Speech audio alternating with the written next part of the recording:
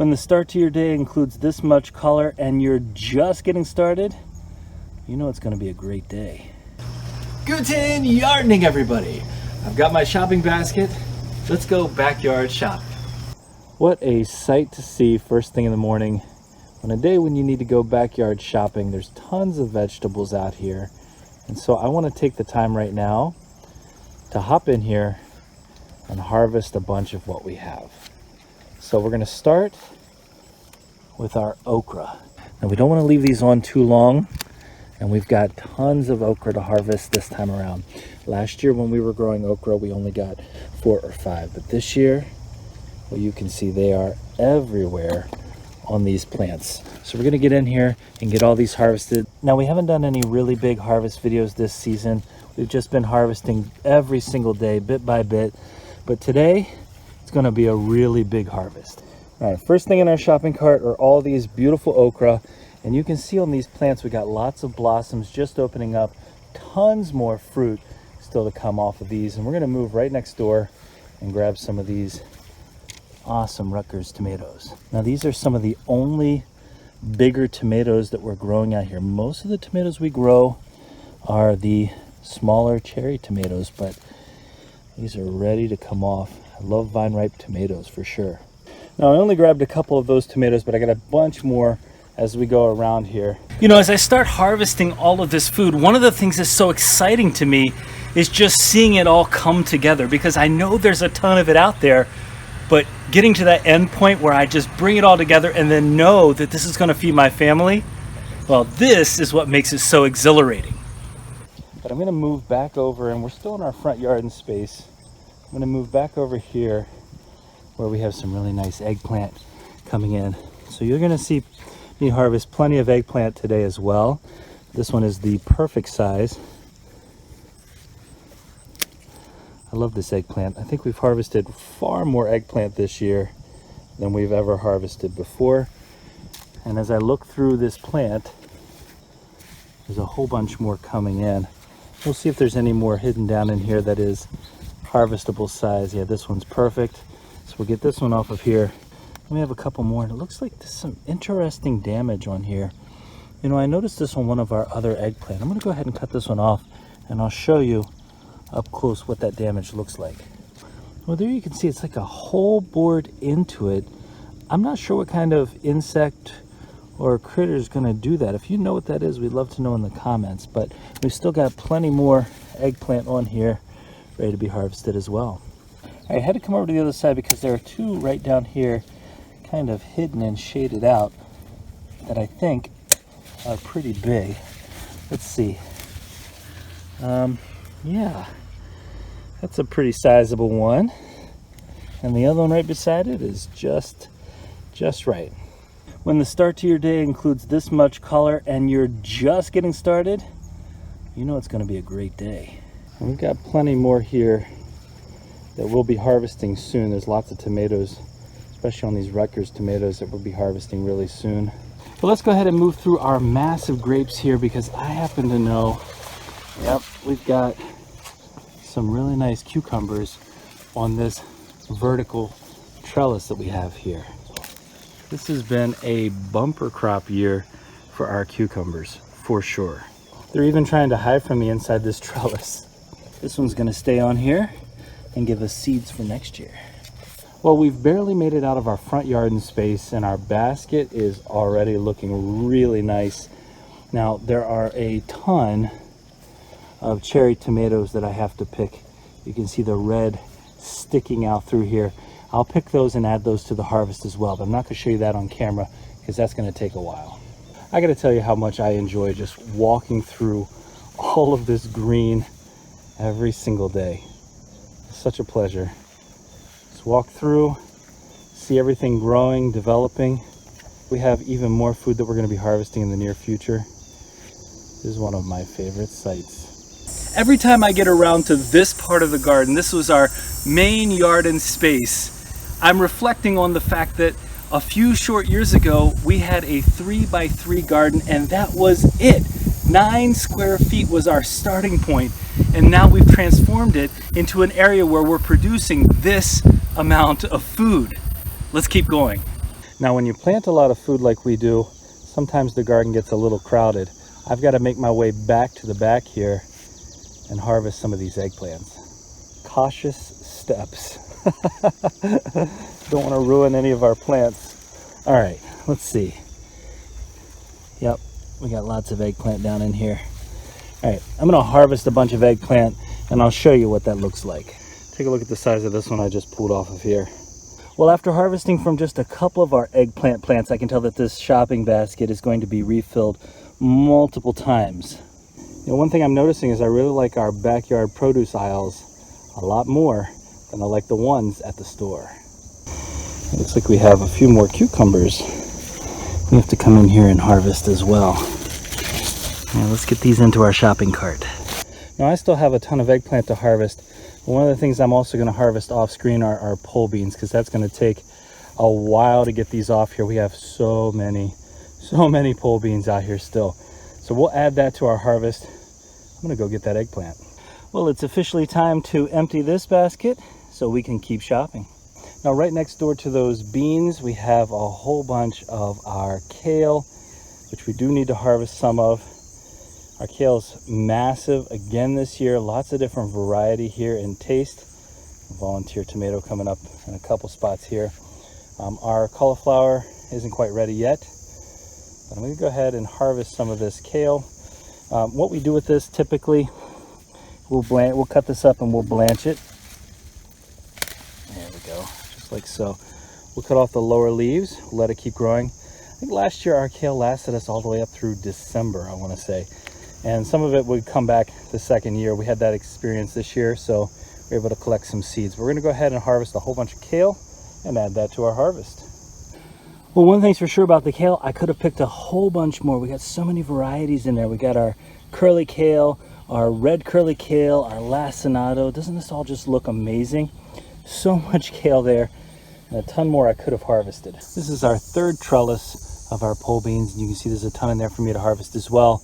And one of the things we've noticed in the last week or so is here come the Japanese beetles starting to cover everything. You know, it's kind of hard to keep up.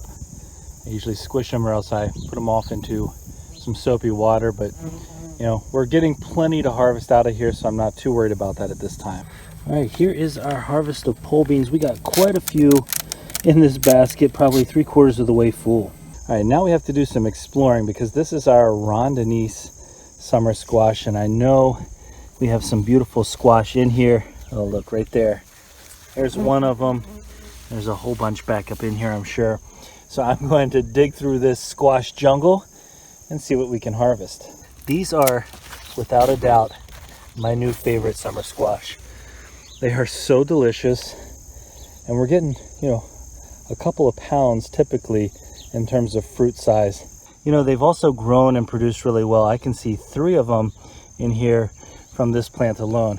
Well, that's a nice harvest from those Rondinese squash. All right, I'm gonna walk back behind my garden now because back here we have our hay bale garden. Now we've been harvesting beans out of here as well, but one of the things I'm really excited about are these purple top turnips.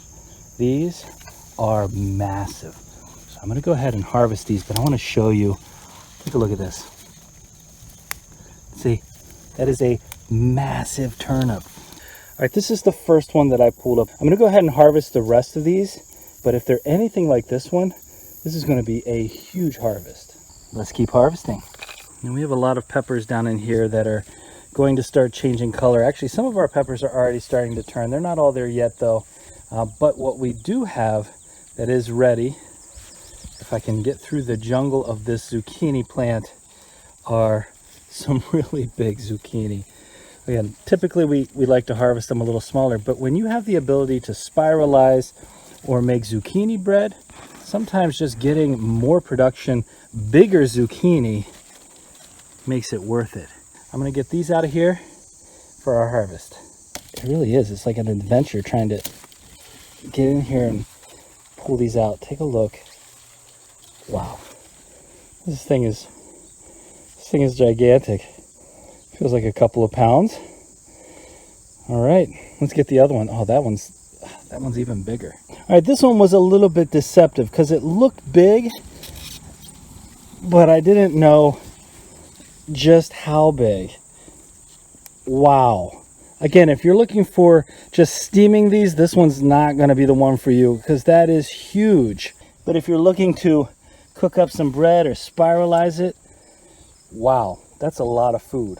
It is truly amazing to me just how much bigger, how much faster everything seems to grow here in our compost garden. Now, as I mentioned earlier, I realized that may not be the ideal size for zucchini. We got to do a little bit better job, especially in that compost area, because a day's growth there is like twice the growth of a lot of our other squash. And so we'll keep a better eye on that. But again, that's all perfectly edible. We create zoodles all the time. In fact, blanching and freezing zoodles is super easy and something we recommend.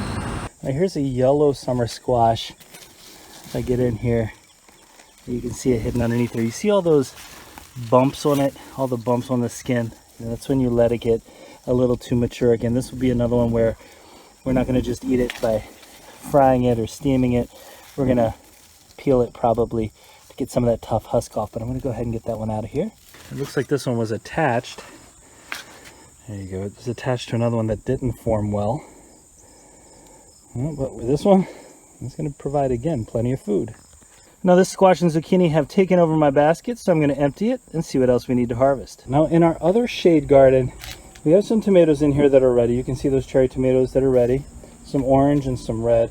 And our kohlrabi, let's see if we can get in here. Our kohlrabi is about 2.5 inches, and I would say that's consistent. This one's a little smaller, but I'd say it's consistent through most of the area where we're growing kohlrabi. Here's another area where we're growing it, and you can see, yep, right down in here, it's a shaded area, and the kohlrabi seems to be enjoying it. But we're going to get this a little bit bigger before we start harvesting it. And even this one, yeah, we're going to let it get a little bit bigger, but we'll have kohlrabi soon, and we're really excited for that. Now, I wasn't going to harvest this yet, but it looks like the Japanese beetles are getting in here and eating some of our nectarines, so I've got to get these off of here. Look how beautiful these are. You can see the damage done. We'll get this one before they damage it. Yikes! Look at the damage that these Japanese beetles have done just seemingly overnight to our sweet potatoes growing in our compost bin. I've got to get these taken care of really quick. But let's get a little garden candy first. All right, let's see if this California Wonder Pepper is ready. Look at that beauty. I'm going to go ahead and harvest this one. I see a tiny bit of green on there, but not a lot. Look at this. And we have so many more on this plant. So many more of these peppers. Look at this coming in. Turning red. This one right here. They're huge. Great size. There's another one right there turning. Great size.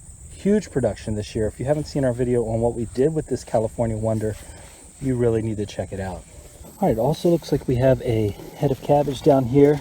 It's nice and firm. This one's ready to come out. So I'm just going to pull it right up. That is a nice size head of cabbage. Let's add that to our list. Now we've also just decided to come back through and harvest these cabbages as well. It's a nice purple color. So we're going to get these out of the ground, and we're going to move on to our next step in our succession planting. Now our basil here is starting to flower. I don't want it to go to seed. We've been harvesting off of this the entire summer. I've already dehydrated multiple jars of these leaves, which is fantastic. And what I'm going to do is cut this back to one of these nodes. You can see it right here. So I'm not cutting it back the whole way to the ground because I want it to keep growing, but I'm going to cut it back down to these nodes. And you can actually see where we've been cutting off of this before. So I'm going to do the same thing right now. Now this isn't the only basil plant that we need to come out here and trim back. I've got a couple others I got to take care of as well. You can see what I've done to this basil plant. I've really cut it back, again, just back to these nodes, and it'll keep growing. Now, we've never made pesto before, but I know it's delicious. I've eaten it, so I wonder what your favorite pesto recipe is. Now, here's some of the basil that I need to cut back that's growing in our compost bin. And, you know, I have to speculate on this because what I'm seeing with our zucchini or our peppers or just in general is the plants in here seem to be healthier and seem to last longer as well. And so that would really suggest to me that maybe there's something protecting these plants by being grown here in the compost. And that is quite a lot of basil to be processed. Earlier in the season, we released a video about what we had overwintered, and one of the things we overwintered was this broccoli, and at the time, it didn't have any heads on it. And while it didn't really form a solid head, every single bit of this is perfectly edible. So, we're gonna harvest it and enjoy. Now, before I show you our full harvest for the day, I have to give a shout out to James Prigioni. One of the things he's done is created his own food forest, and it's inspired us in many ways to attempt to do the same thing here on our small property. And what you see in front of you right now is just over 80 pounds of fresh organic produce. 80 pounds in a garden the size of ours. I am so excited for that production. I gotta tell you, we're going to keep pushing the limits to try to produce even more. All of this food will either be eaten fresh or preserved for the winter time so that we can feed our family from our own produce 365 days a year. Well, we really hope you enjoyed this video, and if you did, don't forget to give us a like, leave us a comment, remember to share and subscribe, and most importantly, remember, when you're with us, you are good to grow.